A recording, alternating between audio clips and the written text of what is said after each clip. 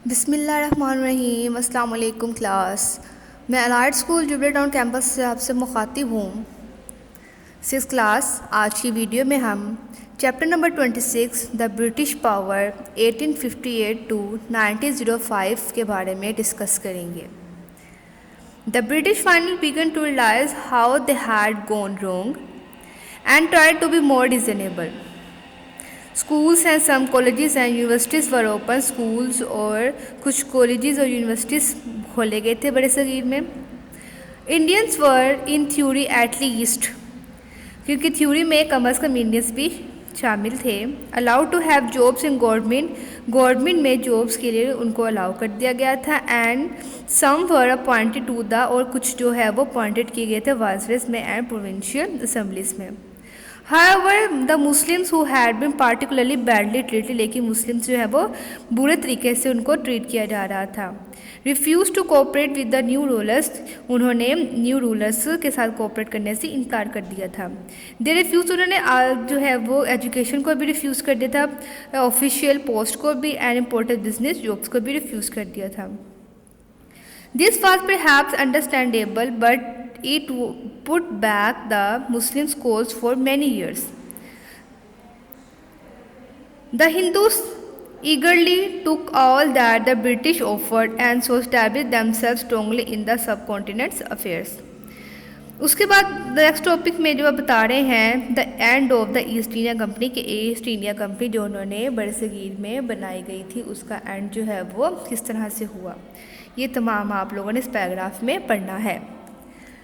Next आपसे वो the first वाइसरे के बारे में बता रहे हैं जो कि लॉर्ड कैनिंग था और उसका मुद्दत जो थी 1858 से 1869 तक का था, जो कि वह the first viceroy after the war of independence, आज़ादी की जंग के बाद ये पहला वाइसरे था। उसके बाद पीक ऑफ ब्रिटिश पावर के बारे में पढ़ेंगे कि ब्रिटिश पावर जो है उसकी पीक यानी कि कितनी वो ताकत ज़्यादा जो थी वहाँ पर ब्रिटिश की थी, उसके बारे में सबसे पहले हम लॉर्ड मायो के बारे में पढ़ेंगे। 1869 to 72 made important financial and education reform, जिसने बहुत ही अहम फाइनेंशियल और एजुकेशन इस्लाहात बनाई थी। लॉर्ड लैटम जो कि 1876 टू 80, इसने जो है इम्प्रूव किया था रोड्स और रेलवेज़ के निज़ाम को and the irrigation and taxation system, but he also impose heavy censorship on the local press to prevent uprisings.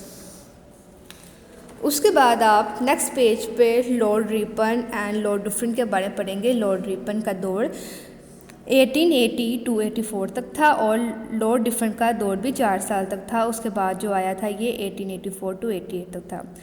ये बहुत ही बेटर सेंसिबल रूलर्स थे who showed more awareness and consideration for the people of the सब continent. They contributed to framing better laws and to the social development of the country. The most important step, जो सबसे अहम step जो वह setting up the national Congress, Indian national Congress में उठाया गया था इन 1885 में, जो कि लॉर्ड डुफरिन ने उठाया था। लॉर्ड कर्जन का दौर 1899 टू 1905 तक का था, was also an important figure, but he was not in favour of self ruler, लेकिन सेल्फ रूलर और इंडिपेंडेंस के जो है वो के फेवर में नहीं थे। As he believe that the British were the best ruler, वो समझते थे कि ब्रिटिश ही जो है वो बेस्ट रूलर्स हैं। However, he did much to improve the situation for the subcontinent in the field of education and preservation of the valuable cultural heritage. उसके बाद नेक्स्ट टॉपिक में हम ब्रिटिश रिफॉर्म्स के बारे में पढ़ेंगे जो ब्रिटिश ने इस्लाहात बनाई थी उसके बारे में। The British introduce by the British had both good and bad result, इनके इस्लाहात के अच्छे और बुरे दोनों किस्म के बताए जाए थे। But they did bring some benefit, लेकिन ये कुछ बेनिफिट्स भी लेकर आया था सब कॉन्टिनेंट में। Some of the reforms are given below, और वो कुछ रिफॉर्म जो है नीचे आपके पास तकरीबन 5 रिफॉर्म्स और एक अगले पेज पे 6 रिफॉर्म्स जो आपके पास बयान की गई है, आप लोगों ने पढ़ना है। इसमें तमाम आपको ब्रिटिश रिफॉर्म्स के बारे में पता लग जाएगा। उसके बाद मैं आपको इस चैप्टर के शॉर्ट क्वेश्चंस दिखा रही हूँ। आपके पास टोटल 5 शॉर्ट क्वेश्चंस है। पहला शॉर्ट क्वेश्चन है when and who was the first viceroy after the war of independence, आज़ादी जंग आज़ादी के बाद पहला जो था वाइसरॉय कौन था? Lord Canning 1858 to 69 was the first viceroy after the war of independence। उसके बाद सेकंड क्वेश्चन आपका है who and when made important financial education reforms? Lord ma'am 1869 to 72 made important financial education reforms. Question number 3 में पूछे हैं when and who improve the transport system in सब continent में transport system किसने improve किया था और कब किया था? लॉर्ड लैथन ने 1876 से जो कि 80 तक उसका दौर था, इसने इम्प्रूव किया था ट्रांसपोर्ट सिस्टम को इन सब कॉन्टिनेंट में। उसके बाद question number 4 when and who contributed better laws and the social development of the country? Lord Ripon ने 1880 to 84 तक जो है एंड लॉर्ड डिफरेंट 1884 to 88 तक contributed better laws and the social development of the country.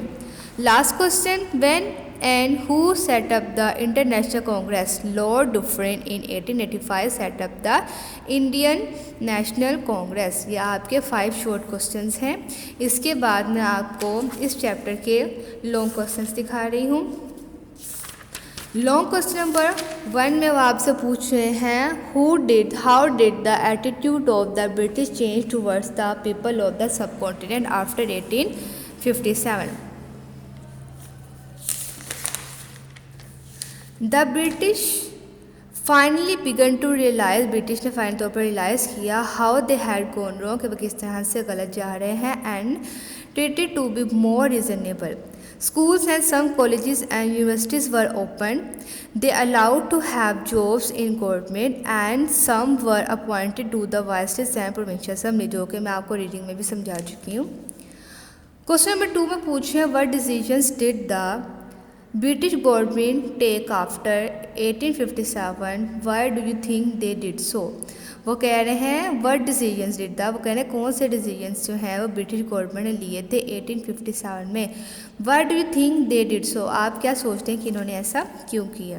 After the war of independence, आज़ादी जंग के बाद the government in London realized that, government जो लंदन में थी उसने रियलाइज़ किया that a private company could not be allowed, कि प्राइवेट कंपनी जो है वो कुड नॉट बी अलाउड, उसको अलाउ नहीं करना चाहिए टू कंटिन्यू इट्स कंट्रोल, कि वो अपना कंट्रोल जो है वो कंटिन्यू रखे of such a vast country, बहुत ही बड़ी कंट्री के ऊपर।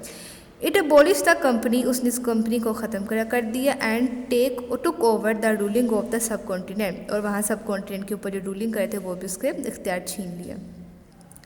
The Governor General became the Viceroy. The Viceroy were in general honest and dedicated man. उसके बाद लॉन्ग क्वेश्चन नंबर 3 में पूछ रहे हैं list 1 major reforms of each of the viceroys name here. सबसे पहले लॉर्ड मायर के बारे में बताऊंगी।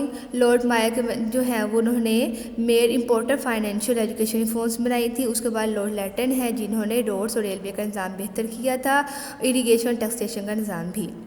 लॉर्ड रिपन और लॉर्ड डिफरिन ने जो है contributed to farming better laws, उन्होंने बेटर लॉज बनाए थे, एंड सोशल डेवलपमेंट, और सोशल डेवलपमेंट की थी कंट्री में। उसके बाद लॉर्ड कर्जन जो है वो सेल्फ रूलिंग फॉर इंडिया और सब कॉन्टिनेंट की इंडिपेंडेंस के फेवर में नहीं थे, एज ही बिलीव दैट, जबकि वो यकीन करते थे the British were the best ruler, के ब्रिटिश ही जो है वो बेस्ट रूलर्स हैं।